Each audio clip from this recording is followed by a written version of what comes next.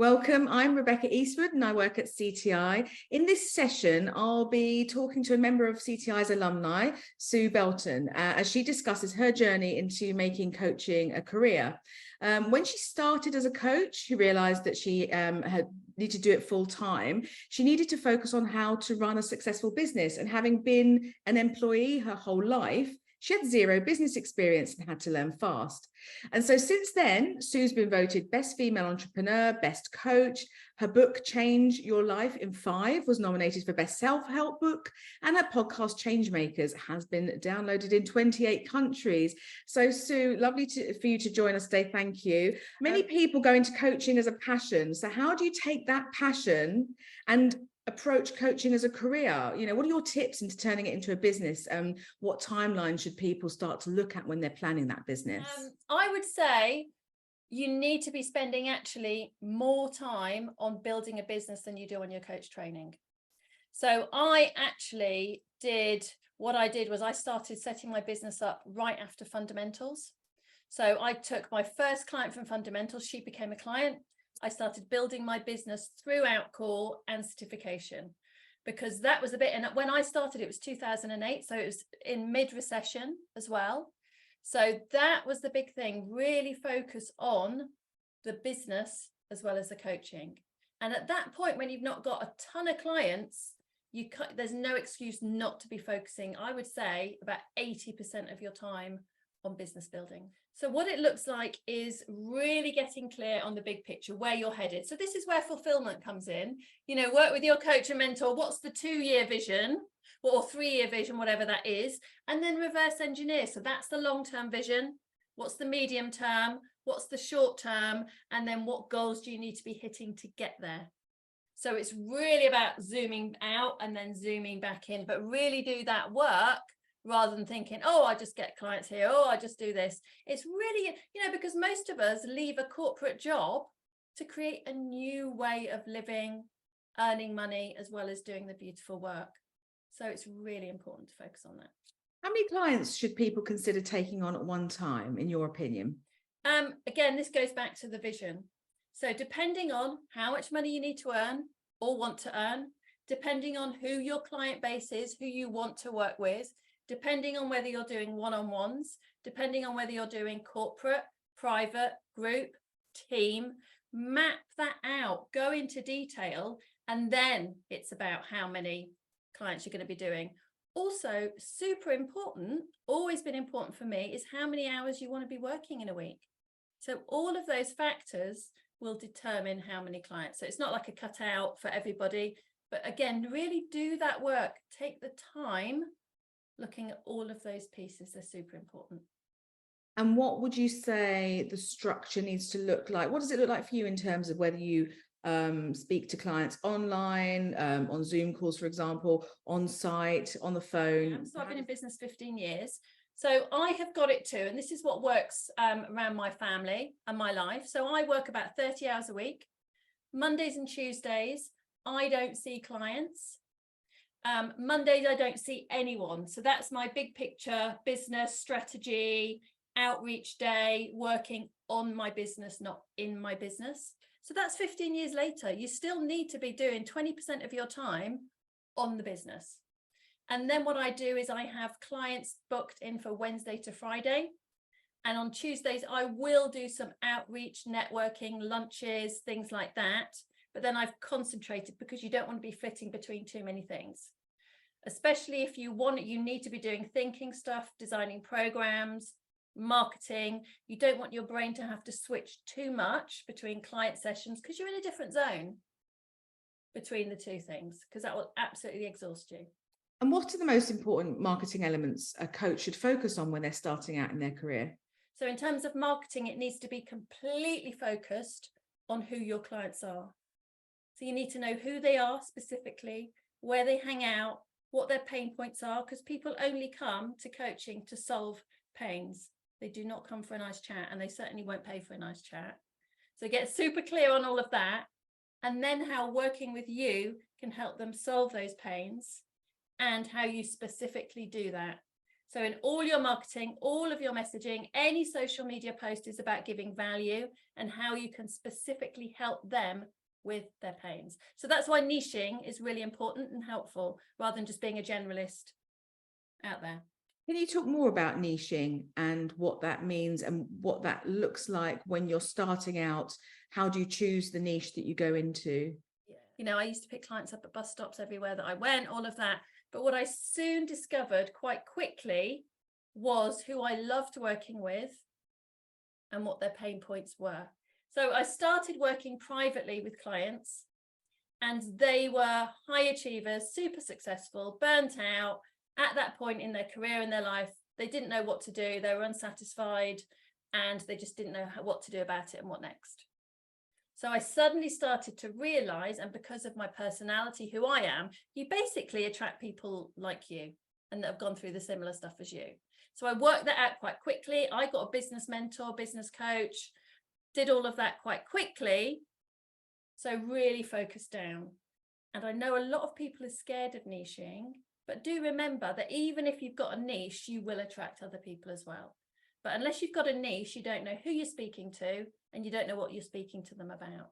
So people need to know that you know them and you can help them specifically. How do you structure how much you're going to charge for coaching, as it can sometimes be an uncomfortable conversation?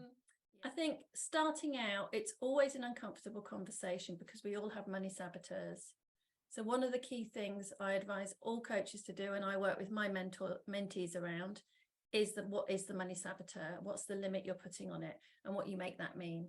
So a lot of coaches I've worked with, there's like a collapsed belief that making money and charging decent fees or good fees, God forbid, you know, is wrong when you're helping people. It's all about helping people. That's great, but there's nothing to say you can't have both. I charge really decent rates and I help people. And, you know, the more I charge, every time I've gone up and I've increased my fees, it makes me raise my game as well. So I would say it's an ever-changing, ever-evolving. You need to be changing your fees every year. Market test them. Just say a figure.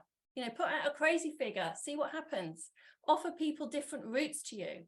So when I work with people privately, and if they're founders of companies, normally large corporations have set fees, but I put out, you know, to work with me for a year's X amount. But, you know, there's another entry figure and there's this figure, which one's you? And then that tells you where they are around money and what their budget is as well. So it's not a fixed thing, but put different figures out there and see and test them out. What's the biggest piece of advice you'd give a new coach starting their business? Everyone I've seen and worked with, it's because they don't feel good enough or they've not qualified enough or whatever. So the coactive model, core curriculum, and especially if you've gone on and done certification, that is all you need. Stop doing trainings. Spend that time, energy, and money on developing your business. So whether that's working with someone like me, whether that's doing a program, whatever, that time, energy, money, they're the three. You need to sense check how you're spending all of those and put that into building your business. How do you approach new clients? How do you go to your network and find new clients? And how does it come? How do you do it without it coming across as a sales pitch? Yeah, I've got no problem with it being a sales pitch. You know, again, that's another dirty word in coaching. There's nothing wrong with selling, because you're selling something of value. I've got no shame in saying, I am selling you, this is my offer.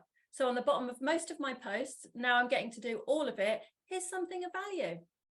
And I'm not necessarily saying work with me. I'm saying here's a piece of value that takes them into my business, and then I nurture those contacts. And yes, I'm always going to be upselling to work with me on one of my programs, one of my offerings. I don't mind it being a sales pitch. People can always say yes or no. You know, it's that whole thing of they are naturally creative, resourceful, and whole. And I think a lot of us coaches forget that. You know, it's like, they can say, no, you're not forcing anyone. And what we do is really good. You're not selling snake oil. You know, you're helping people change their lives, their leadership. You're helping people shift. It's worth something. In terms of social media, do coaches need to be on social constantly? Where do you think is the right place for them to be? What's given you the best route to market out there in terms of your social efforts? Yeah, it's a really good question, actually, and it's one that most coaches hate. I didn't love it. I still don't love it, but I think the biggest shift you can make as a coach is realize, again, what I said earlier, it's not about you. It's about your clients or potential clients. Give value. Every single thing you do on social, give value.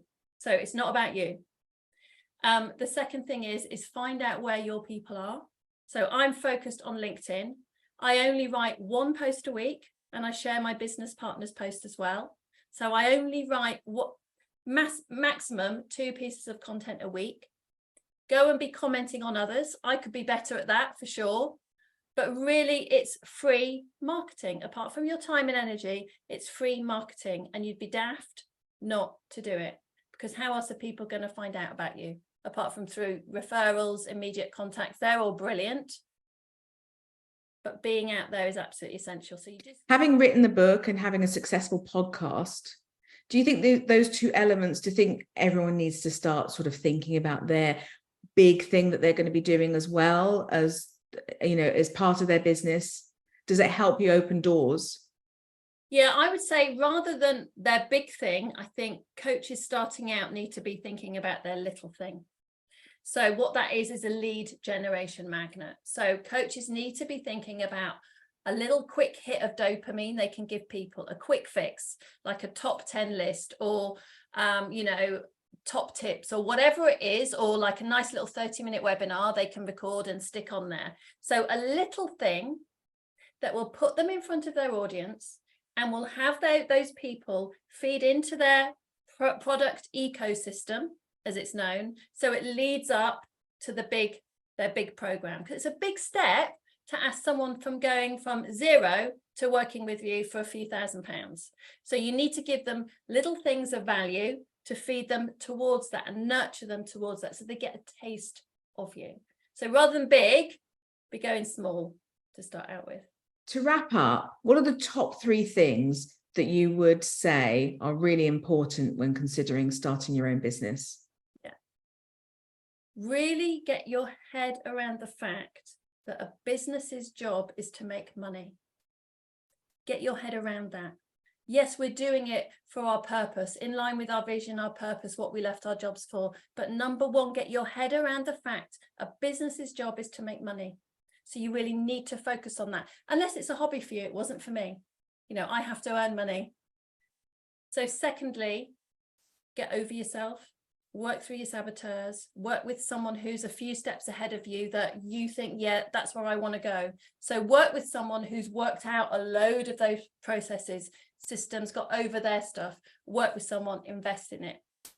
And third one is, this is a really important piece that I learned, is that you need to make the intangible tangible. People won't just buy wishy-washy, generalistic, I can help you, whatever. You've got to make the intangible tangible. So design a program based around your client and their pain points. So design something people can hold on to and buy. That's a really big thing. Yeah. So if there was one thing that you could change in terms of how you approached your business at the beginning, what would that be? That would have been to have dealt with my saboteurs about working in corporate earlier. So I didn't work in corporate for the first 4 years of my business.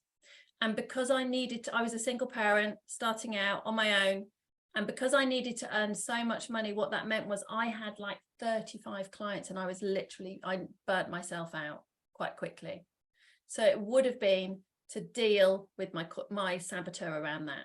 So whatever saboteurs you've got as a coach starting out, they're the things that will trip you up if you do not deal with them. So work with a coach, work with a mentor, deal with that stuff really, really early on, because that's the stuff that will stop you making a success of your business.